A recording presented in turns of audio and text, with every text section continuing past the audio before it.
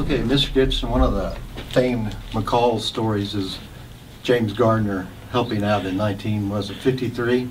19, and it was late 1952 when he worked for me, but not in the store, but we were in this building getting it prepared for the men's store. This was an old pool hall, and we came in here to do a complete renovation of the interior as well as some of the exterior. We tore out the front and everything, and his name was not James Garner in that time. He's a boy, and his older brother, Charlie, their names were Bumgarner, and it's an old name in Norman. There's still a lot of Bumgarners in Norman, Oklahoma. I got acquainted with Jim and his brother Charles while working for the McCall's men's store in Norman when I was going to college after I came back from the war.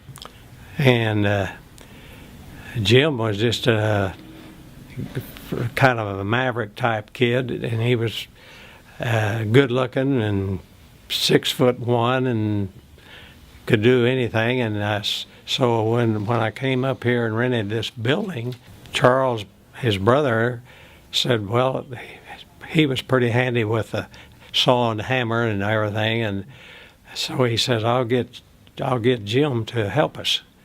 So the three of us tore out the front and started working the inside off, and that was probably late November of '52, because we opened the store in March of '53. And anyway, we worked pretty hard in here, and I took up the old flooring, and it had been a pool hall, and they had put tar paper, roofing paper or something on the floors, and we had to get it up.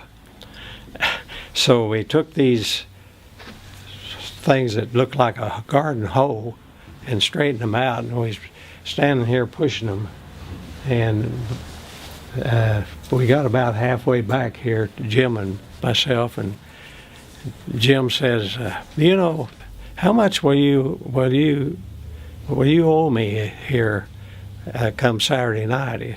That was in the days when $1 an hour was pretty good pay for someone, just a student or something. And I figured it up, and I think it's something like $45 or something. And he had always been singing around in there, and he said, I'm going back to California. I said, his dad lived out there, and he said, I can make some money, could be a model for Jansen Sportswear. And I said, well, I owe you about $46. He says, that'll get me to California. And his brother Charles said, you can't do that to me. He said, you won't see me Monday. Just get you. So he left town, and that was the beginning of his career.